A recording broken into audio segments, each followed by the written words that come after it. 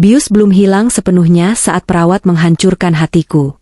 Suami ibu sudah pulang, katanya makan malam dengan orang lain lebih penting. Aku menangis dalam sepi.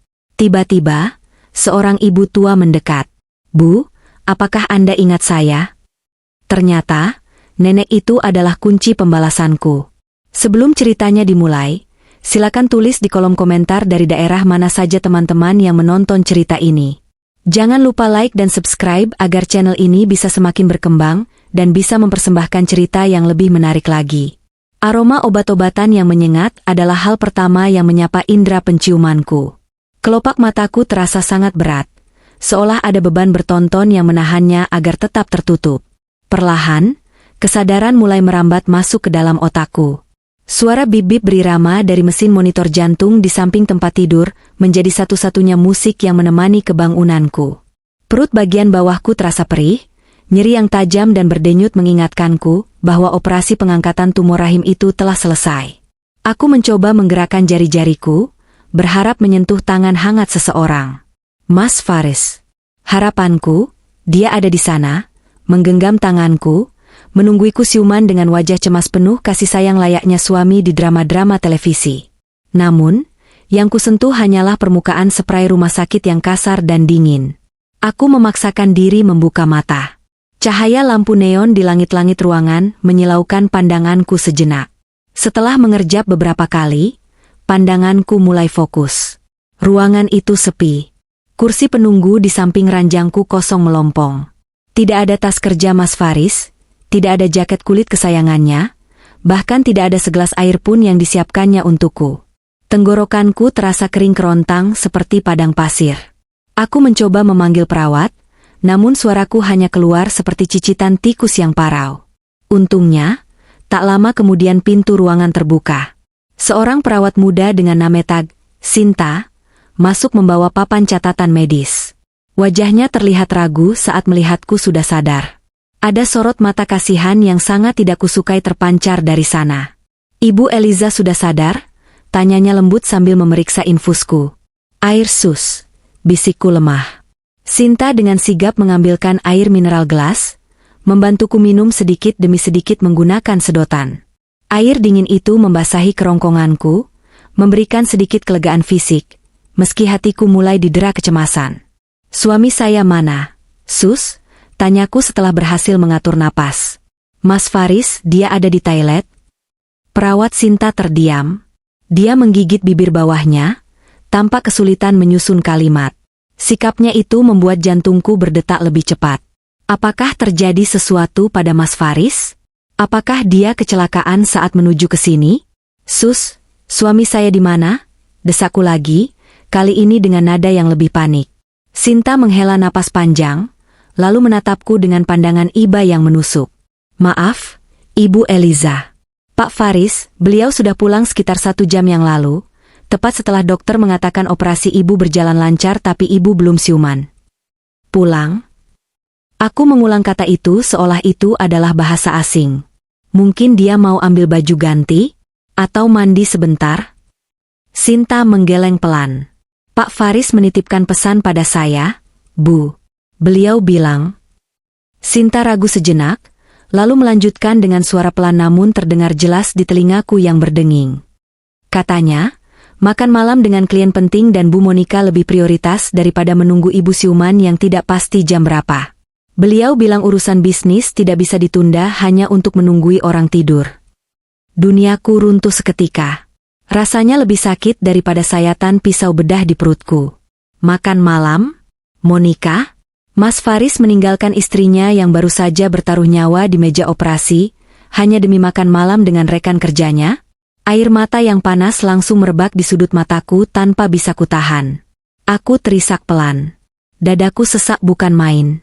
Rasa sakit fisik pasca operasi bercampur aduk dengan rasa sakit hati yang menghancurkan jiwa. Aku merasa sangat kecil, sangat tidak berharga.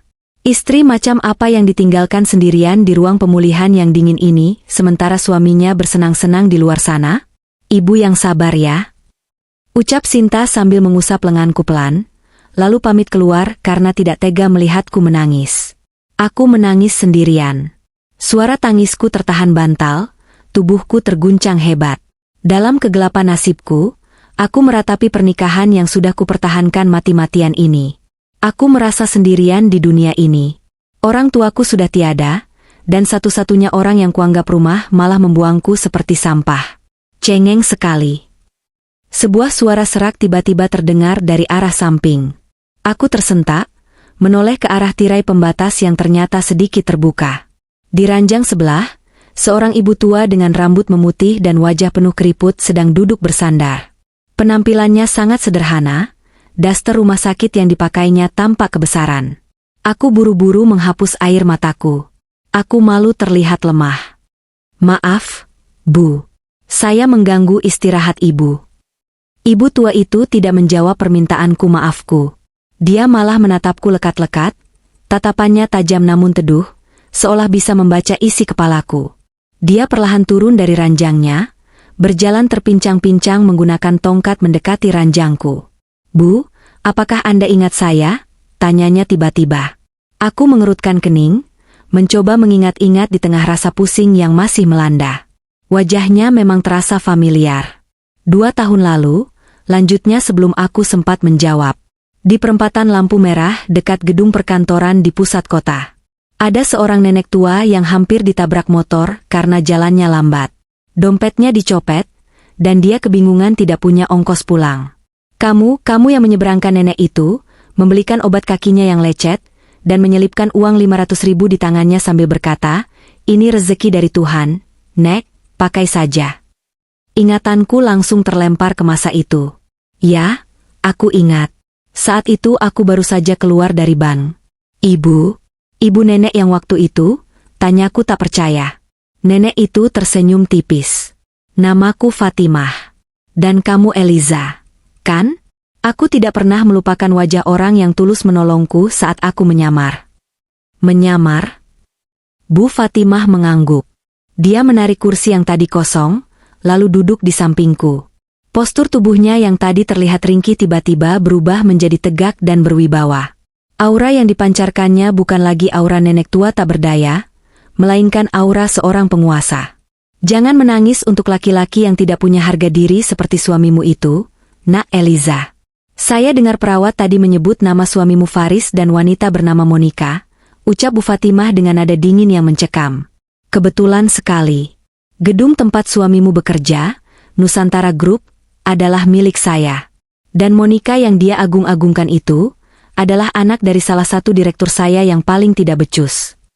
Aku ternganga.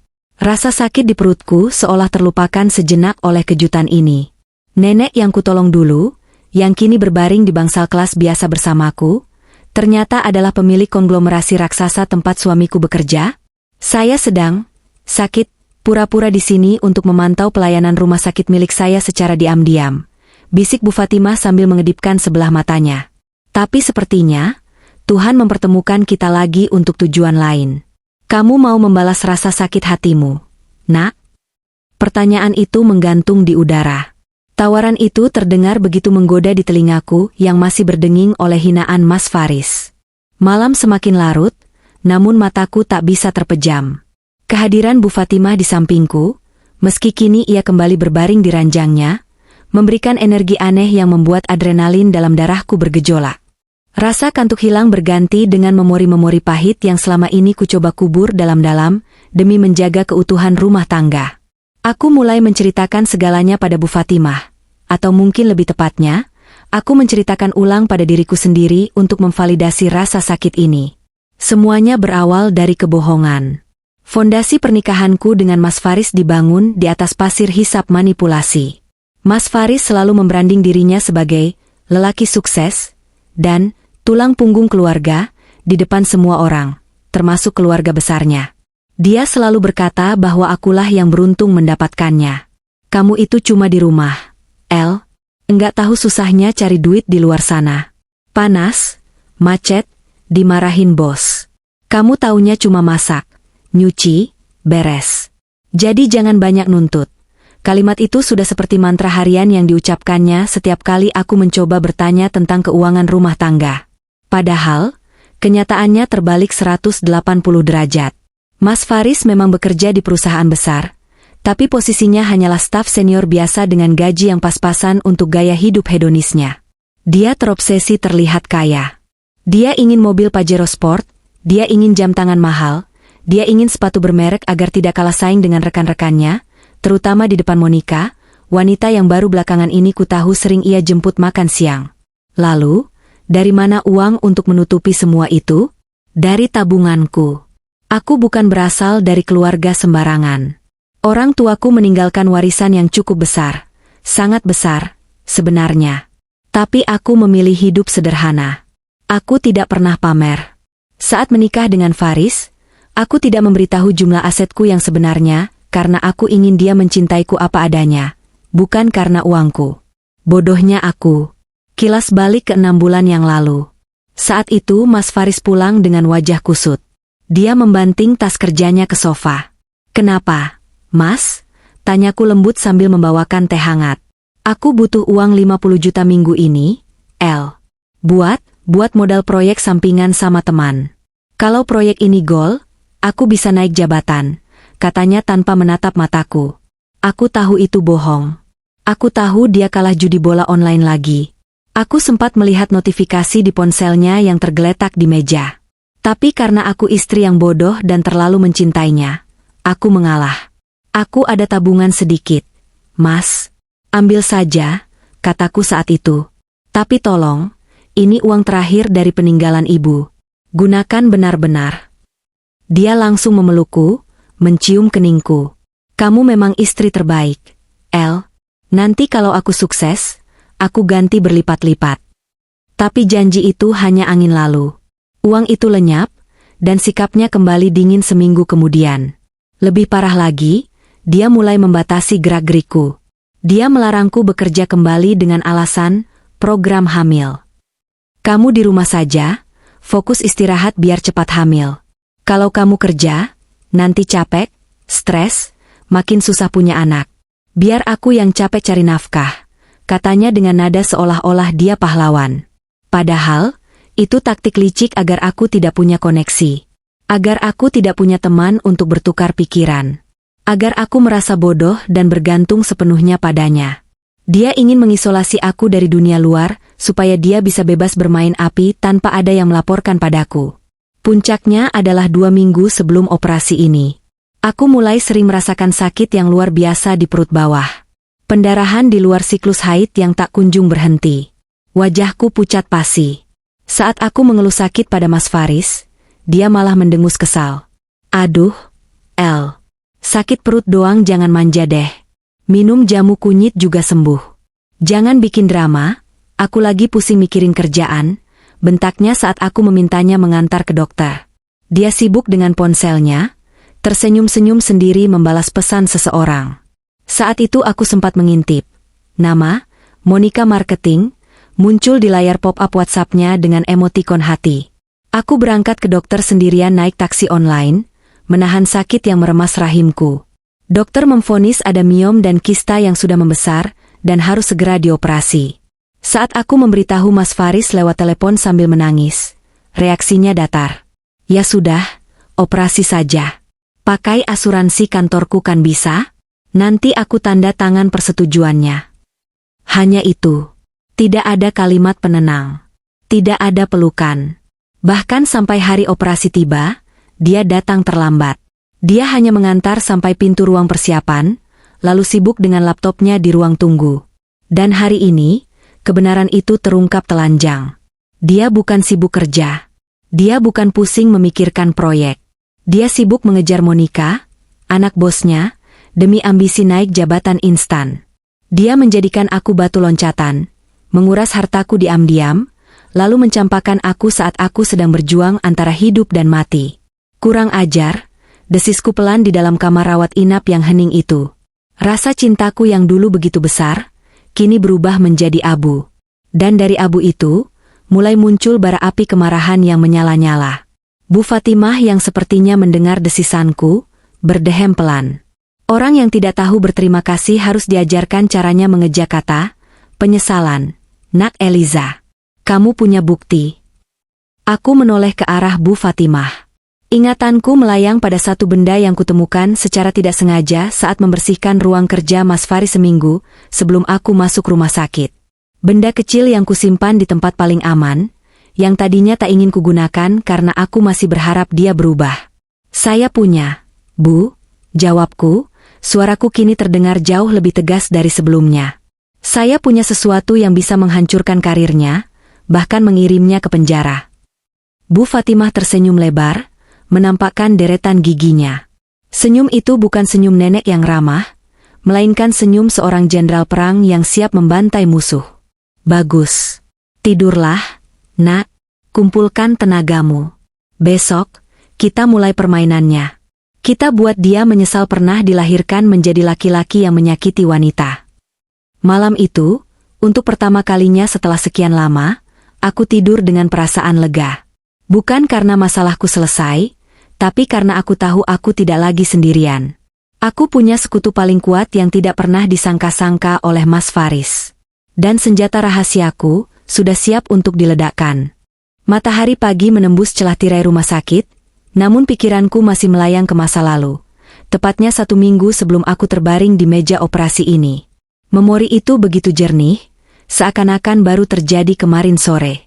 Saat itu, aku menemukan sebuah kunci. Bukan kunci pintu, melainkan kunci yang membuka kotak Pandora kebusukan suamiku, Faris. Hari itu hari Minggu. Faris pamit pergi bermain golf dengan klien, alasan klasik yang belakangan aku tahu hanyalah kedok untuk berkencan dengan Monica. Rumah sepi. Sebagai istri yang berbakti, aku menggunakan waktu luang itu untuk membersihkan rumah, termasuk ruang kerja pribadi Faris yang selama ini selalu dikuncinya rapat-rapat. Dia selalu beralasan banyak dokumen rahasia perusahaan yang tidak boleh tersentuh. Namun hari itu, entah karena terburu-buru atau ceroboh, dia lupa mengunci pintunya. Pintu kayu jati itu sedikit terbuka, seolah mengundangku masuk. Awalnya, aku hanya berniat menyapu dan mengelap debu. Ruangan itu berantakan.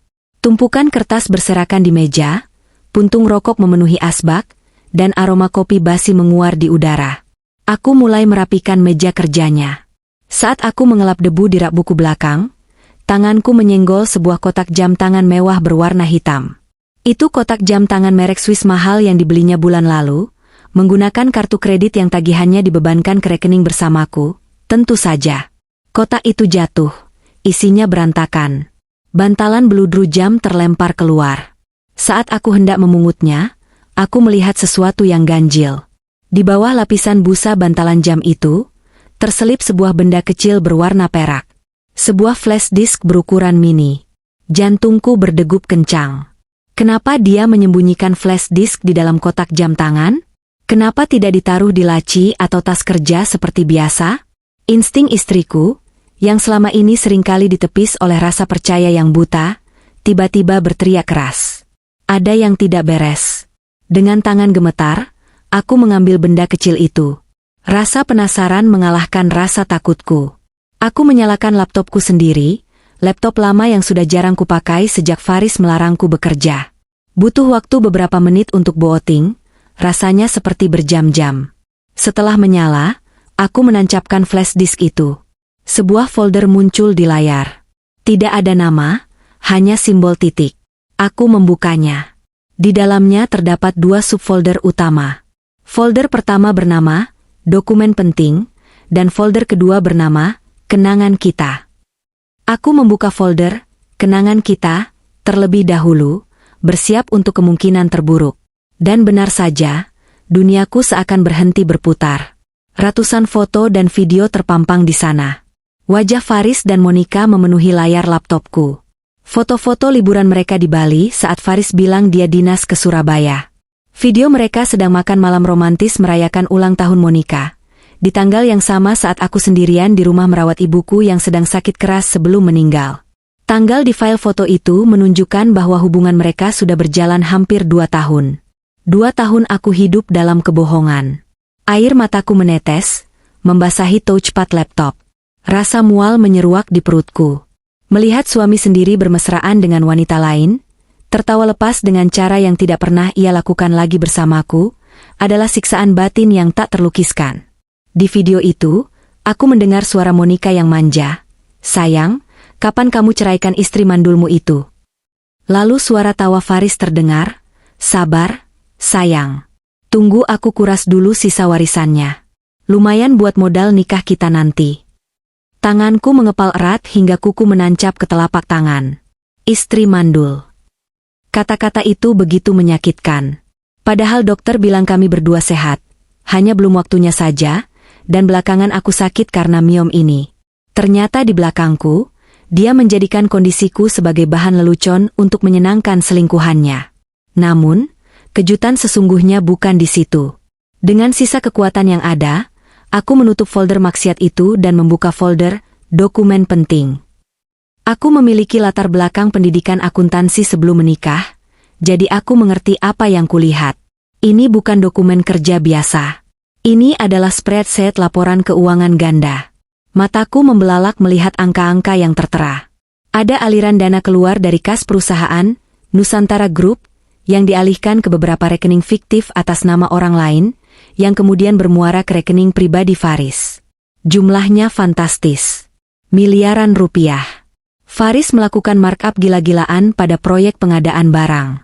Dia memalsukan tanda tangan atasannya, memanipulasi info vendor, dan menggelapkan dana operasional. Ironi yang sangat kental menghantam kesadaranku. Faris berselingkuh dengan Monica, anak dari pemilik perusahaan tempat dia bekerja, demi naik jabatan. Tapi di saat yang sama, dia mencuri uang dari ayah Monica. Dia menggali kuburannya sendiri. Monica mungkin mencintainya karena mengira Faris kaya raya dan royal. Padahal uang yang dipakai Faris untuk memanjakan Monica adalah uang ayah Monica sendiri yang dicuri Faris. Aku segera menyalin semua data itu ke cloud storage pribadiku dan menyimpannya di email rahasia yang tidak diketahui Faris. Setelah itu, aku mengembalikan flash disk itu ke tempat semula, persis seperti sedia kala. Aku berusaha menenangkan detak jantungku yang memburu. Saat Faris pulang sore harinya, aku bersikap seperti biasa, meski setiap kali melihat wajahnya, aku ingin muntah. Aku menyimpan rahasia ini, menunggu waktu yang tepat. Aku berpikir, mungkin aku bisa menggunakannya untuk menggugat cerai dan menuntut harta Gonogini. Tapi hari ini, di rumah sakit ini, setelah dia meninggalkanku sendirian pasca operasi demi wanita itu, rencanaku berubah. Aku tidak hanya ingin cerai. Aku ingin dia hancur. Data di flash disk itu bukan sekadar bukti perselingkuhan. Itu adalah tiket satu arah menuju penjara. Faris sangat takut miskin. Dia sangat takut terlihat gagal. Dan data ini adalah senjata nuklir yang bisa merenggut segalanya darinya. Karir, reputasi, kebebasan, dan bahkan cinta Monica yang transaksional itu. Kembali ke masa kini, aku menatap Bu Fatimah yang sedang menikmati bubur rumah sakitnya dengan tenang. Dia menoleh padaku. "Kamu melamun, Nak Eliza. Apa kamu sedang memikirkan senjata itu?" tanya Bu Fatimah tajam. Aku mengangguk pelan. "Bu, Faris bukan hanya peselingkuh. Dia pencuri. Dia menggelapkan uang perusahaan ibu. Jumlahnya miliaran. Saya punya buktinya. Lengkap dengan tanggal dan aliran dananya." Sendok di tangan Bu Fatimah berhenti di udara. Wajah nenek yang teduh itu perlahan berubah menjadi keras dan dingin. Aura penguasa kembali muncul. "Dia mencuri uangku?" Suara Bu Fatimah rendah namun menggelegar di telingaku. Berani sekali tikus kecil itu menggerogoti lumbung padi singa. "Ya, Bu. Dan dia menggunakan uang itu untuk membiayai gaya hidup mewahnya bersama Monica, cucu buah hati rekan ibu. Atau?" Aku ragu menyebut status Monica. Monica itu anak dari direktur operasional saya, Pak Hendra. Hendra itu orang baik, tapi terlalu memanjakan anaknya sampai jadi bodoh. Potong Bu Fatimah. Jadi, Faris memakai uang perusahaan untuk memacari anak bosnya sendiri? Betapa bodohnya laki-laki itu. Bu Fatimah meletakkan mangkuk buburnya. Dia menatapku dengan sorot mata yang menyala-nyala. Sebuah persetujuan diam-diam telah terjalin. Kami memiliki musuh yang sama. Faris telah membangun istana pasir di tepi pantai, dan kami berdua adalah ombak pasang yang siap menyapunya rata dengan tanah. Senjata sudah di tangan. Sekarang, tinggal bagaimana cara menarik pelatuknya agar ledakannya terdengar ke seluruh penjuru kota. Pagi itu, suasana di kamar rawat inap kelas 3 berubah drastis. Bu Fatimah tidak lagi berpura-pura menjadi nenek tua renta yang lemah. Dia mengambil ponsel dari tas lusuhnya, sebuah ponsel pintar model terbaru yang sangat kontras dengan penampilannya, dan melakukan satu panggilan telepon. Surya, datang ke rumah sakit Medika sekarang. Bawa berkas pengalihan aset dan tim legalmu. Dan siapkan kepindahan pasien atas nama Eliza ke Presidential Suite. Sekarang. Jangan banyak tanya, perintahnya tegas, lalu memutus sambungan. Aku hanya bisa terdiam melihat transformasi itu. Bu, Presidential Suite? Itu kan mahal sekali. Asuransi Faris tidak akan menutupnya, apalagi dia pasti tidak mau bayar, ujarku cemas. Bu Fatimah tertawa renyah. Siapa bilang Faris yang bayar? Rumah sakit ini milik saya, Nak Eliza. Kamu adalah tamu kehormatan saya. Mulai detik ini, kamu bukan lagi korban. Kamu adalah mitra saya untuk membersihkan hama di perusahaan. Tak sampai setengah jam, keributan kecil terjadi di koridor. Direktur rumah sakit datang tergopoh-gopoh bersama beberapa perawat senior, membungkuk hormat pada Bu Fatimah yang masih mengenakan daster pasien. Mereka segera memindahkan kami. Bukan lagi di kamar sempit dengan kipas angin, kini aku berada di sebuah suite mewah yang lebih mirip apartemen bintang 5 daripada kamar rumah sakit. Ada ruang tamu luas, sofa kulit, televisi layar lebar, dan pemandangan kota dari jendela kaca raksasa. Faris tidak akan tahu aku di sini. Data administrasi rumah sakit telah dimanipulasi sementara oleh tim Bu Fatimah. Jika Faris bertanya ke resepsionis, mereka akan bilang aku sudah pulang paksa atau dipindahkan ke ruang isolasi yang tidak boleh dijenguk. Biarkan dia bingung. Biarkan dia mengira aku sudah lenyap di telan bumi atau merana di rumah kontrakan kami yang sempit. Tak lama kemudian, seorang pria paruh baya dengan setelan jas rapi masuk. Wajahnya tegas, kacamata membingkai matanya yang tajam. Dia adalah Surya, pengacara kepercayaan keluarga Bu Fatimah sekaligus kepala tim legal Nusantara Group. Selamat pagi, Bu Fatimah. Dan Ibu Eliza, sapa Surya sopan. Dia tidak tampak terkejut melihat bos besarnya memakai baju pasien. Dia sudah terbiasa dengan gaya eksentrik Bu Fatimah. Surya, dengarkan baik-baik. Laki-laki bernama Faris, staf purchasing yang baru naik jabatan itu, adalah target kita. Nak Eliza punya sesuatu yang menarik buat kamu, kata Bu Fatimah sambil menunjuk ke arahku. Aku, yang kini duduk di sofa empuk dengan infus yang masih terpasang, menyerahkan flash disk, atau lebih tepatnya salinan data yang sudah kuunggah ke ponselku, kepada Surya. Surya membuka laptopnya, menghubungkan data tersebut, dan mulai menelitinya. Ruangan hening selama beberapa menit. Hanya suara ketikan keyboard dan gumaman Surya yang terdengar. Sesekali alis tebalnya berkerut, lalu dia mengangguk-angguk kecil. Luar biasa, gumam Surya akhirnya. Dia menatapku dengan kekaguman profesional. Bu Eliza, bukti ini sangat solid. Jejak digitalnya jelas. Dia mencoba menutupi dengan info palsu, tapi metadatanya tidak bisa bohong. Ini pidana murni. Penggelapan dalam jabatan, pemalsuan dokumen, dan pencucian uang. Ancaman hukumannya bisa di atas 5 tahun penjara. Plus, dia bisa dimiskinkan untuk pengembalian kerugian negara dan perusahaan. Kapan kita bisa laporkan ke polisi? Tanyaku tidak sabar. Jangan buru-buru, sayang, sela Bu Fatimah sambil menyesap teh herbal yang disajikan pelayan pribadi. Kalau cuma lapor polisi, itu kurang sakit. Kita butuh panggung. Kita butuh drama. Bu Fatimah menatap Surya. Kapan gala dinner ulang tahun perusahaan diadakan? 3 hari lagi, Bu. Di Ballroom Hotel Grand Hyatt. Semua direksi, pemegang saham, dan karyawan level manajer ke atas diwajibkan hadir. Faris pasti ada di sana, apalagi dia sedang gencar mendekati Monica dan ayahnya, jawab Surya. Sempurna, senyum Bu Fatimah mengembang, mengerikan namun memuaskan. Itu panggung eksekusi kita.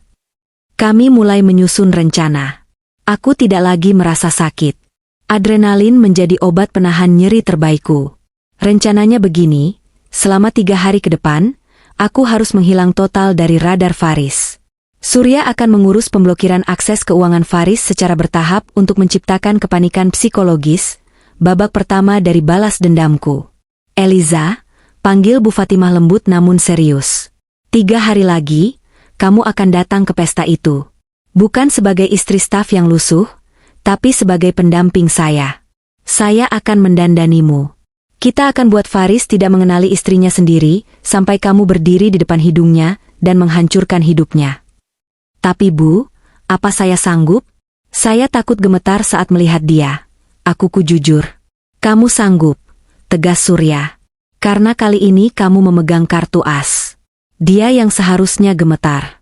Kami sudah siapkan tim keamanan. Begitu bukti ini ditayangkan di layar raksasa saat dia sedang merasa di puncak dunia. Saat itulah kamu melihat wajah asli keputusasaan. Aku menarik napas panjang. Bayangan wajah Faris yang meremehkanku, bayangan dia meninggalkan aku sendirian di ruang operasi demi makan malam, semuanya berputar di kepalaku. Rasa cinta itu sudah mati, dikubur bersama tumor yang diangkat dari rahimku. Kini yang tersisa hanyalah Eliza yang baru. Baik, Bu. Saya siap, jawabku mantap. Bagus. Sekarang, mari kita mulai, teror, kecil-kecilan sebelum hidangan utama, kata Bu Fatimah. Surya, bekukan rekening gaji Faris dengan alasan, audit internal acak. Dan pastikan kartu kredit perusahaannya ditolak saat dia mau bayar sesuatu yang mahal. Siap, Bu, jawab Surya sambil mengetik pesan cepat di ponselnya. Di luar jendela, langit mulai gelap. Di suatu tempat di luar sana, Faris mungkin sedang tertawa bersama Monica, tidak menyadari bahwa langit di atas kepalanya sudah mulai runtuh. Hitung mundur dimulai. 3 hari menuju kiamat kecil bagi suamiku yang tercinta. Aku memejamkan mata, membayangkan momen itu. Momen di mana aku, Eliza, akan mengambil kembali harga diriku yang sempat terinjak-injak. 3 hari di Presidential Suite rumah sakit terasa seperti kepompong waktu. Aku tidak hanya memulihkan fisik pasca operasi, tetapi juga menata ulang mentalku yang sempat hancur lebur. Bu Fatimah benar-benar memanjakanku. Dia memanggil penata rias dan perancang busana pribadi ke kamar kami. Katanya, balas dendam terbaik harus dilakukan dalam keadaan cantik paripurna. Kamu bukan istri yang dicampakkan, Eliza. Kamu adalah ratu yang sedang merebut kembali tahtanya, ucap Bu Fatimah saat melihatku mencoba gaun malam berwarna merah marun yang elegan. Namun, persiapan fisik hanyalah permukaannya. Serangan sesungguhnya dimulai dari layar ponselku. Sesuai rencana, aku harus mulai mengguncang mental Faris. Dia harus merasa tidak aman, dia harus merasa diawasi, sebelum pukulan telak mendarat di wajahnya. Siang itu, Surya datang membawa kabar gembira. Rekening gaji dan operasional Faris sudah kami bekukan dengan status audit internal. Dia tidak akan mendapat notifikasi resmi sampai dia mencoba menggunakannya. Aku mengangguk, lalu mengambil ponselku. Jari jemariku menari di atas layar, mengetik pesan singkat untuk Faris. Ini adalah komunikasi pertamaku dengannya setelah dia meninggalkanku di ruang pemulihan. Mas, aku sudah pulang. Rumah sepi sekali. Semoga makan malammu dengan klien itu enak. Oh iya, hati-hati ya, Mas. Konon uang yang tidak halal itu biasanya bikin sakit perut, atau bikin karir macet. Send. Aku meletakkan ponsel di meja dan menunggu. Jantungku berdegup kencang. Apakah ini terlalu agresif? Tidak. Mengingat apa yang dia lakukan padaku, ini masih terlalu sopan. 5 menit kemudian, ponselku bergetar hebat.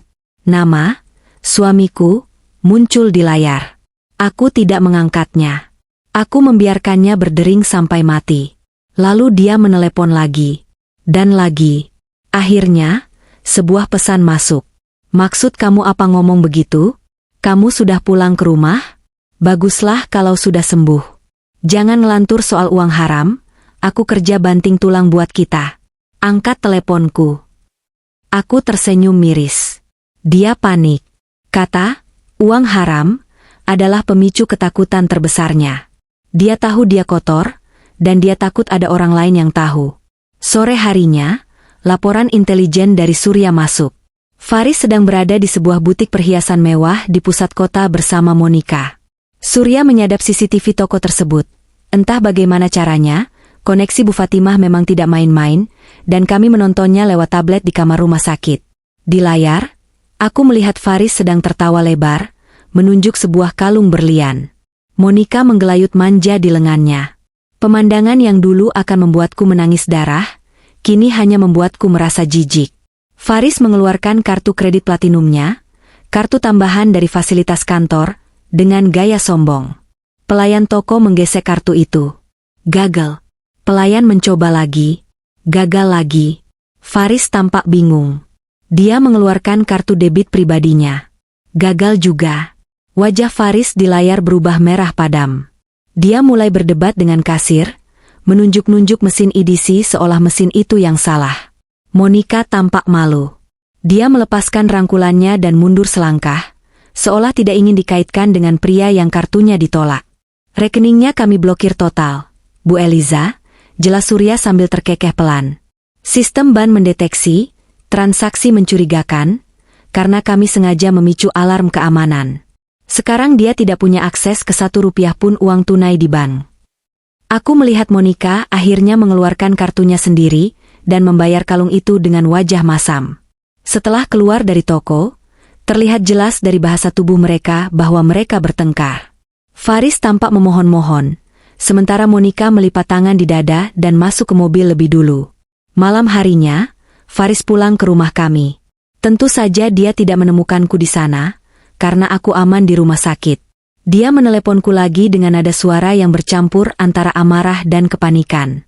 Kali ini, aku mengangkatnya. Halo, Mas, suaraku kubuat sedatar mungkin. Eliza, kamu di mana? Rumah kosong. Katanya sudah pulang, bentaknya.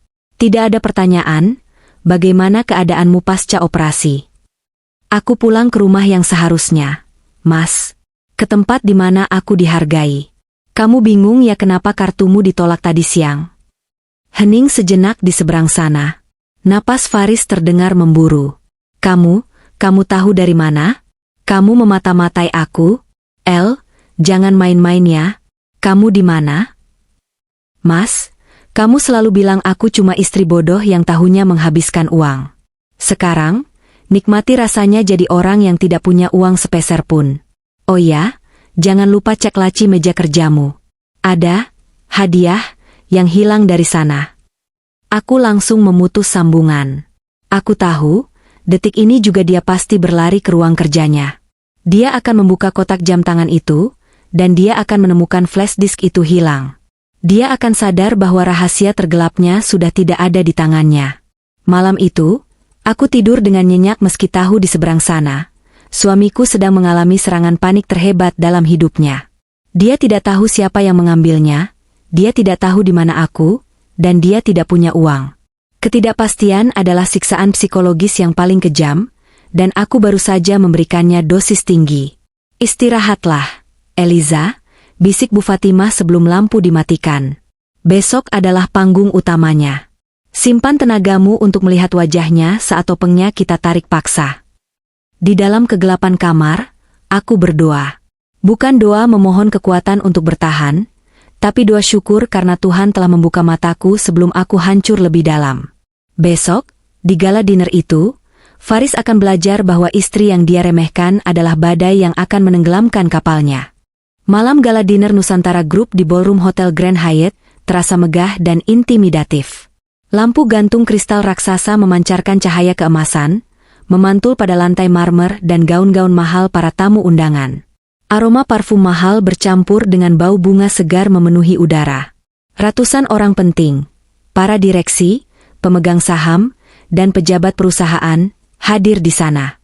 Aku berdiri di depan pintu masuk ballroom, meremas tangan Bu Fatimah yang duduk di kursi roda, kali ini kursi roda elektrik yang canggih, bukan kursi roda rumah sakit. Penampilanku malam ini benar-benar berbeda. Gaun malam sutra berwarna midnight blue membalut tubuhku, menyamarkan sisa-sisa kelemahan pasca operasi. Wajahku dirias bold namun elegan, menonjolkan mata yang selama ini selalu sembab karena tangisan. Rambutku disanggul modern. Tidak ada lagi Eliza si ibu rumah tangga berdaster lusuh. Siap, nak? Tanya Bu Fatimah. Siap, Bu, jawabku mantap, meski jantungku berdegup kencang seperti drum perang. Pintu ballroom dibuka oleh petugas. Kami masuk. Kehadiran Bu Fatimah langsung menarik perhatian. Semua mata tertuju pada sang matriark yang dikabarkan sakit keras namun tiba-tiba muncul. Bisik-bisik mulai terdengar. Namun, tatapan mereka juga tertuju padaku, wanita asing yang mendorong kursi roda Ibu Fatimah. Meski kursi itu elektrik, aku tetap berdiri di belakangnya sebagai pendamping simbolis. Aku mengedarkan pandangan ke seluruh ruangan, mencari satu wajah. Dan di sana, di dekat meja prasmanan, aku melihatnya. Faris. Dia mengenakan setelan jas terbaiknya, tapi wajahnya terlihat kusut dan tegang. Kantung matanya hitam, tanda tidak tidur semalaman. Di sebelahnya berdiri Monica, mengenakan gaun merah menyala yang terlalu terbuka, memamerkan kalung berlian yang kemarin dia beli sendiri. Saat mata Faris bertemu dengan mataku, dia terlonjak kaget. Gelas minuman di tangannya hampir jatuh. Dia menyipitkan mata, seolah tidak percaya dengan apa yang dilihatnya. Mulutnya bergerak menyebut namaku tanpa suara. Eliza. Dia berbisik pada Monica, lalu dengan langkah tergesa-gesa setengah berlari menghampiriku. Wajahnya merah padam, campuran antara malu dan marah. Eliza. Apa-apaan kamu di sini? Desisnya tajam saat sudah dekat, berusaha agar suaranya tidak didengar orang lain. Dan kenapa kamu sama Bu Fatimah? Kamu melamar jadi suster beliau? Pulang sekarang. Kamu bikin aku malu. Aku menatapnya dengan dingin, tatapan yang belum pernah kuberikan padanya selama 5 tahun pernikahan kami. Malu? Kenapa harus malu? Mas, bukankah seharusnya kamu bangga istrimu bisa hadir di pesta semewah ini? Atau kamu takut Monica melihatku? Monica yang menyusul di belakang Faris menatapku dengan pandangan merendahkan. Oh, jadi ini istri mandul yang sering kamu ceritakan.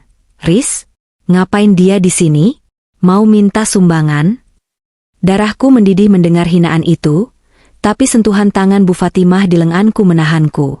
Bu Fatimah menatap Monica dan Faris bergantian dengan senyum penuh arti. Selamat malam, Faris. Monica, sapa Bu Fatimah.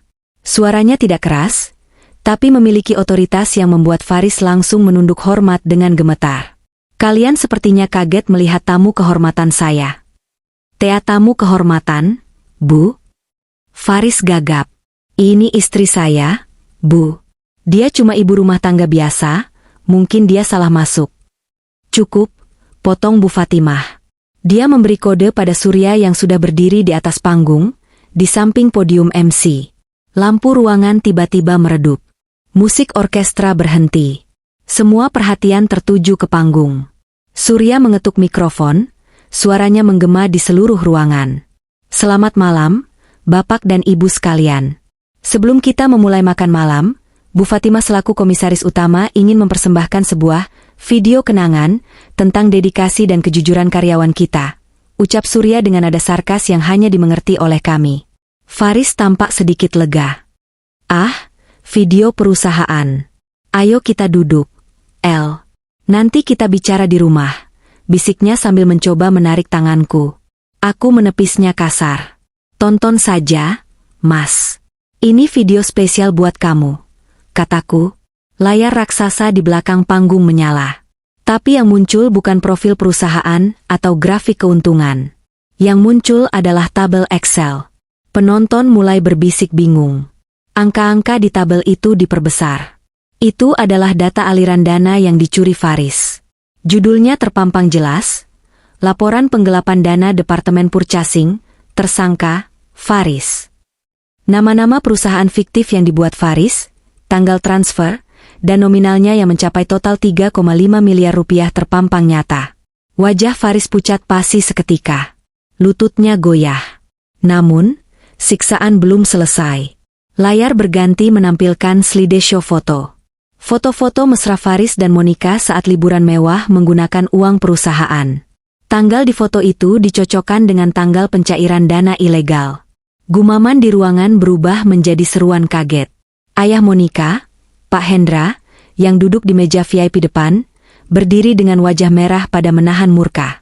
Dan pukulan terakhirnya adalah tangkapan layar percakapan WhatsApp antara Faris dan Monica. Chat Faris, tenang aja sayang, si tua bangka Hendra itu gampang dikibulin. Tanda tangannya udah aku palsuin. Dia gak bakal sadar duitnya hilang. Chat Monica, hahaha, papa emang bego. Ya udah yang penting transferan lancar buat beli tas baru. Keheningan melanda ballroom itu. Keheningan yang mencekam. Semua mata kini tertuju pada Faris dan Monica yang berdiri mematung seperti patung es di tengah ruangan. Rahasia mereka, kebusukan mereka, dan penghinaan mereka terhadap orang tua sendiri, kini telanjang di hadapan ratusan orang. Itu bohong. Itu editan. Teriak Faris histeris, suaranya pecah. Dia menunjuk-nunjuk layar dengan tangan gemetar. Istri saya menjebak saya. Dia gila. Aku melangkah maju satu langkah, berdiri tepat di hadapan Faris. Dengan tenang, aku mengambil mikrofon yang disodorkan oleh asisten Surya. Mas, suaraku terdengar jernih dan stabil melalui pengeras suara. 3 hari lalu, kamu meninggalkan istrimu yang baru saja dioperasi sendirian di rumah sakit. Kamu bilang makan malam dengan klien lebih penting. Nah, sekarang kamu sudah dapat makan malammu. Ini hidangan utamanya, kebenaran. Aku menoleh ke arah Pak Hendra yang berjalan mendekat dengan wajah menyeramkan. Pak Hendra, kataku sopan, maaf saya harus membuka aib ini di depan umum. Tapi saya rasa Bapak berhak tahu siapa ular yang sebenarnya Bapak pelihara di perusahaan ini. Menantu idaman Bapak dan putri kesayangan Bapak bersekongkol merampok Bapak. Plah, sebuah tamparan keras mendarat di pipi Monica. Pak Hendra menampar putrinya sendiri di depan semua orang. Monica menjerit, memegangi pipinya. Papa. Jangan panggil aku Papa. Kamu dan laki-laki bajingan ini sudah tamat, bentak Pak Hendra. Dia kemudian beralih menatap Faris yang sudah gemetar hebat. Kamu, saya pastikan kamu membusuk di penjara. Dari pintu samping, 4 orang polisi berseragam masuk, didampingi oleh tim keamanan hotel. Mereka berjalan lurus ke arah Faris. Faris mencoba mundur, menabrak pelayan yang membawa nampan minuman hingga gelas-gelas pecah berantakan. Suara pecahan kaca itu seolah menjadi simbol hancurnya hidup Faris malam ini. Faris, Anda kami tangkap atas dugaan penggelapan dana, pemalsuan dokumen, dan pencucian uang, ucap salah satu polisi sambil memborgol tangan Faris ke belakang. Faris meronta, matanya liar mencari pertolongan. Dia menatapku. Tatapan memelas, tatapan seorang pengecut yang sudah kalah. Eliza. Tolong aku. Aku suamimu, El. Cabut laporannya. Kita bisa bicarakan ini baik-baik. Aku minta maaf. El, aku hilaf. Aku menatapnya datar. Tidak ada lagi rasa kasihan. Rasa cintaku sudah habis tak bersisa. Suamiku sudah mati 3 hari lalu. Pak, jawabku dingin pada Faris. Yang berdiri di depan saya ini cuma orang asing yang kebetulan seorang kriminal. Polisi menyeret Faris keluar ruangan. Teriakan minta ampunnya menggema di lorong, semakin lama semakin pelan, hingga akhirnya lenyap. Monica menangis histeris di lantai, ditinggalkan oleh ayahnya yang pergi begitu saja karena malu. Aku menghela napas panjang. Beban berat di dadaku terangkat. Aku menoleh ke Bu Fatimah yang tersenyum bangga padaku. Malam ini, di bawah gemerlap lampu kristal, aku tidak hanya menghancurkan musuhku. Aku telah melahirkan diriku kembali. Berita penangkapan Mas Faris di acara gala dinner menyebar lebih cepat daripada api yang membakar hutan kering. Video penangkapannya viral di media sosial, menjadi trending topik lokal dengan judul, Suami Durhaka Kena Karma Instan. Namun, bagi saya, penghakiman di hotel mewah itu belum cukup. Masih ada satu panggung lagi yang harus diruntuhkan. Istana kebohongan yang ia bangun di lingkungan tempat tinggal kami. Keesokan harinya, saya datang ke rumah kami, rumah yang selama ini menjadi saksi bisu penderitaan saya. Saya tidak datang sendiri. Saya didampingi oleh Pak Surya, 2 orang petugas kepolisian, dan tim dari BAN yang akan melakukan penyitaan aset. Sinar matahari siang itu terasa terik, seolah alam semesta mendukung panasnya suasana yang akan terjadi. Saat mobil kami berhenti di depan pagar, saya melihat mobil orang tua Mas Faris sudah terparkir di sana. Ibu mertua dan adik ipar saya, Ratna, sedang berdiri di teras sambil marah-marah pada asisten rumah tangga kami yang kebingungan. Rupanya, mereka belum tahu detail kejadian tadi malam, karena Mas Faris memang jarang mengabari ibunya kalau tidak sedang butuh uang. Mereka hanya tahu Mas Faris tidak bisa dihubungi. Saya turun dari mobil. Penampilan saya masih rapi dan berkelas. Mengenakan kemeja sutra dan celana bahan, jauh berbeda dari penampilan upik abu yang biasa mereka lihat. "Heh, Eliza!" Ibu mertua langsung berteriak begitu melihat saya. Suaranya melengking, memancing perhatian tetangga kanan kiri yang memang hobi mengintip. Bu Rina, tetangga depan rumah yang terkenal sebagai CCTV komplek, langsung keluar pura-pura menyapu halaman. "Dari mana saja kamu?" "Hah?" bentak ibu mertua sambil berkacak pinggang. "Suami kamu hilang, ditelepon tidak bisa, kamu malah kelayapan. Dasar istri tidak tahu diri. Ratna bilang dia lihat berita Faris ada masalah. Tapi pasti itu gara-gara kamu kan? Kamu bikin ulah apa sampai Faris pusing?" Ratna menimpali dengan sinis, paling juga Mbak Eliza nuntut macam-macam lagi. Kasihan Mas Faris, sudah kerja keras, istrinya malah boros. Saya menatap mereka dengan rasa kasihan. Betapa butanya mereka akan kelakuan anak dan kakak kesayangannya itu.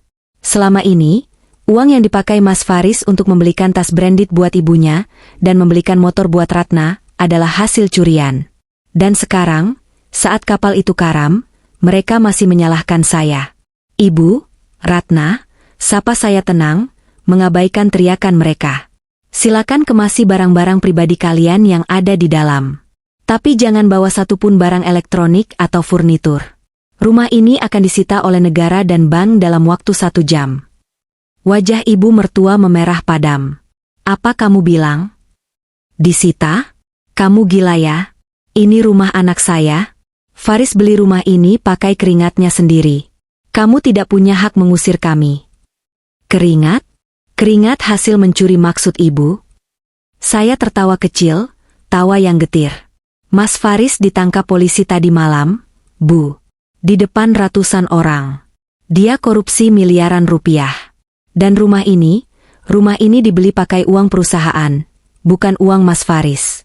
Sertifikatnya pun ternyata dia jaminkan ke rentenir untuk menutupi hutang judinya yang lain. Sekarang, semuanya diambil." "Bohong. Kamu bohong."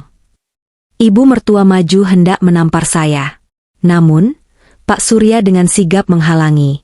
"Maaf, Bu. Jangan main fisik," ucap Pak Surya tegas. Dia menunjukkan surat penyitaan resmi dari pengadilan. "Klien saya, Ibu Eliza, mengatakan yang sebenarnya. Faris sekarang ada di tahanan Polda.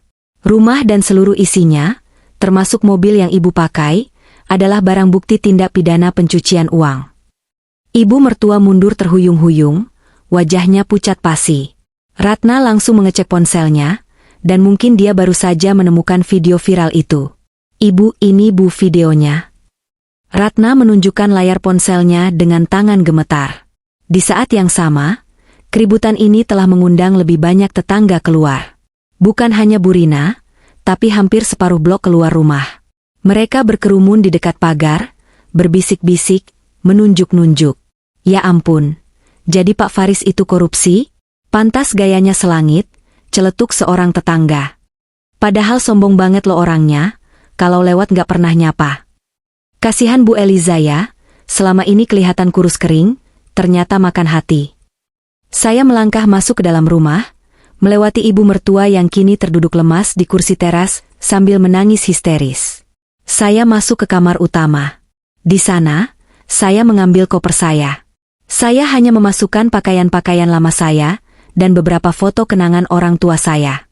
Saya tidak mengambil satupun perhiasan atau barang mewah pemberian Faris, yang sebenarnya jarang sekali dia berikan. Saya ingin keluar dari rumah ini dengan tangan bersih. Saat saya keluar lagi ke teras, petugas bank sedang menempelkan stiker besar berwarna merah bertuliskan, "Disita," di kaca jendela depan dan di pintu mobil Pajero Sport kebanggaan Faris. "Tolong, jangan ambil mobilnya. Itu mobil kesayangan anak saya." Ibu mertua meratap, mencoba menahan petugas yang hendak menderek mobil. Pemandangan itu sungguh menyedihkan sekaligus memalukan. Ratna mencoba menenangkan ibunya, tapi dia sendiri menangis karena malu dilihat tetangga. Saya berjalan mendekati mereka untuk terakhir kalinya. "Bu," kata saya pelan. Ibu mertua mendongak, matanya bengkak. Kamu tegas sama ibu, Eliza. Kenapa kamu tidak tolong Faris? Kamu kan kaya. Warisan orang tuamu banyak kan? Bayarkan hutang Faris. Bebaskan dia, teriaknya putus asa. Bahkan di detik terakhir, mereka masih ingin memeras saya. Uang warisan saya sudah habis, Bu. Habis dimakan gengsi anak ibu, jawabku dingin. Dan sisanya? Saya gunakan untuk menyewa pengacara terbaik demi memenjarakan anak ibu. Anggap saja itu sedekah terakhir saya supaya Faris belajar jadi manusia. Kamu istri durhaka. Dan ibu adalah ibu yang gagal mendidik anak, balas saya tajam. Selama ini saya diam saat ibu hina, saat Ratna sindir. Saya diam saat Mas Faris selingkuh. Tapi hari ini, saya selesai. Silakan ibu cari tumpangan pulang, karena mobil itu sudah bukan milik kalian. Saya berbalik badan, menyeret koper saya keluar gerbang. Para tetangga yang berkerumun langsung membelah jalan, memberi ruang bagi saya lewat. Tidak ada lagi tatapan meremehkan. Yang ada adalah tatapan segan dan simpati. Yang sabar ya, Bu Eliza, ucap Bu Rina saat saya lewat. Terima kasih, Bu, jawab saya sambil tersenyum tulus. Senyum paling lepas yang pernah saya berikan di komplek ini. Di belakang saya, suara tangisan ibu mertua semakin kencang saat petugas mengunci gerbang dan memasang garis polisi. Rumah megah itu kini gelap dan kosong. Persis seperti hati Mas Faris. Saya masuk ke mobil Pak Surya tanpa menoleh lagi. Hari ini, saya tidak hanya meninggalkan sebuah bangunan. Saya meninggalkan masa lalu yang kelam, identitas sebagai korban, dan ikatan dengan keluarga yang tidak pernah menghargai saya. Penghakiman publik telah tuntas. Tetangga tahu, keluarga tahu, dunia tahu. Kebenaran telah menang, dan saya akhirnya bebas. Waktu adalah penyembuh yang ajaib, tapi keadilan adalah obat yang paling manjur. Setahun telah berlalu sejak badai besar itu menghantam hidup saya. Kini, langit di atas kepala saya begitu cerah, secerah seragam yayasan yang saya kenakan pagi ini. Saya berdiri di depan cermin besar di apartemen pribadi saya. Ya, saya membeli apartemen ini dengan hasil kerja keras saya sendiri, ditambah sisa aset warisan yang berhasil diselamatkan oleh Pak Surya dari tangan-tangan serakah. Saya bukan lagi Eliza si ibu rumah tangga yang terkurung. Saya kini adalah direktur operasional di Yayasan Kasih Fatimah, sebuah organisasi nirlaba milik Bu Fatimah yang fokus membantu wanita-wanita korban kekerasan rumah tangga dan pemberdayaan ekonomi perempuan. Ironis, bukan? Pengalaman pahit saya justru menjadi lentera bagi wanita lain. Pagi ini, sebelum berangkat ke kantor, saya memiliki satu agenda tertunda. Agenda penutup buku. Saya mengemudikan mobil city car sederhana saya menuju sebuah bangunan kusam dengan tembok tinggi dan kawat berduri, lembaga pemasyarakatan. Saya duduk di ruang tunggu pengunjung, dipisahkan oleh kaca tebal. Tak lama kemudian, seorang pria digiring masuk oleh sipir. Napas saya tercekat sesaat, bukan karena rindu, tapi karena kaget. Pria di balik kaca itu nyaris tidak bisa dikenali sebagai Faris. Rambutnya dicukur habis, tubuhnya kurus kering hingga tulang pipinya menonjol tajam. Kulitnya menghitam dan kusam. Sorot matanya yang dulu angkuh dan penuh percaya diri, kini redup, kosong, dan ketakutan. Dia mengangkat gagang telepon dengan tangan gemetar. Saya melakukan hal yang sama. Eliza. Suaranya parau, terdengar seperti orang yang sudah lama tidak bicara. Kamu datang? Aku datang untuk menyerahkan ini, Mas. Maksudku, Saudara Faris, ucap saya datar sambil menempelkan sebuah amplop coklat ke kaca. Akta cerai. Pengadilan agama sudah memutus kita resmi bercerai secara first take minggu lalu. Ini salinannya. Faris menatap amplop itu, lalu air mata mulai mengalir di pipinya yang kempot. El, tolong aku. Di sini neraka, El. Aku dipukuli tahanan lain karena aku tidak punya uang keamanan. Makanannya basi. Aku sakit-sakitan. Tolong bicara sama Bu Fatimah, minta keringanan hukuman. Aku janji akan berubah. Aku masih cintamu, El. Aku menatapnya tanpa emosi. Rasa cintaku benar-benar sudah menguap. Cinta? Kamu tidak tahu arti kata cinta, Faris. Kamu hanya mencintai dirimu sendiri. Kamu mencintai uangku, bukan aku. Dan soal hukuman, kamu divonis 8 tahun penjara. Nikmati saja. Itu waktu yang cukup untuk merenung. Monica. Isaknya. Perempuan jalang itu tidak pernah menjengukku sekalipun. Dia lari, El. Dia meninggalkanku begitu saja saat aku jatuh miskin. Tentu saja, jawabku. Kamu pikir dia mencintaimu? Dia sama sepertimu, parasit. Dan omong-omong soal Monica, aku dengar kabar dia sekarang bekerja sebagai SPG rokok di klub malam pinggiran kota setelah diusir ayahnya dan semua fasilitasnya dicabut. Kalian berdua mendapatkan akhir yang pantas. Faris menangis meraung-raung, memukul-mukul kaca pembatas, memohon belas kasihan. Eliza, maafkan aku. Jangan pergi. Aku sendirian di sini. Aku takut. Saya meletakkan gagang telepon itu perlahan. Saya berdiri, merapikan blazer saya, dan menatapnya untuk terakhir kali. Kamu tidak sendirian karena aku tinggalkan, Faris. Kamu sendirian karena keserakahanmu sendiri. Selamat tinggal. Saya berbalik dan berjalan keluar. Suara teriakan Faris masih terdengar samar-samar, tapi tidak lagi menyakiti hati saya. Langkah kaki saya terasa ringan. Keluar dari penjara, sinar matahari menyambut saya. Di parkiran, sebuah mobil mewah berwarna hitam sudah menunggu. Kaca jendela belakang turun, menampilkan wajah teduh Bu Fatimah yang tersenyum hangat. Sudah selesai, nak? Tanyanya saat saya masuk ke dalam mobil. Sudah, Bu. Semuanya sudah tuntas. Jawab saya lega. Bagus. Sekarang hapus air mata buayamu itu. Oh tunggu, kamu bahkan tidak menangis. Canda Bu Fatimah, membuat kami berdua tertawa. Ayo, kita harus segera ke lokasi peresmian panti asuhan baru. Banyak orang menunggumu, Ibu Direktur. Di samping supir, Pak Surya menoleh ke belakang sambil menyerahkan segelas kopi favorit saya. Selamat datang di hari pertama dari sisa hidupmu yang bahagia, Bu Eliza. Mobil melaju membelah jalanan kota yang sibuk. Saya melihat keluar jendela, melihat gedung-gedung tinggi, melihat langit biru. Saya teringat diri saya setahun yang lalu, menangis sendirian di ruang pemulihan pasca operasi, merasa dunia telah berakhir. Ternyata, itu bukan akhir. Itu adalah awal. Operasi itu tidak hanya mengangkat penyakit dari rahimku, tapi juga mengangkat penyakit dari hidupku bernama Faris. Ternyata benar kata orang bijak, balas dendam terbaik bukanlah dengan menghancurkan musuh, tapi dengan menjadi bahagia dan sukses di saat mereka melihat kita dari bawah. Dan hari ini, saya, Eliza, adalah wanita paling bahagia di dunia. Tuhan tidak tidur. Dan karma, dia tidak pernah salah alamat.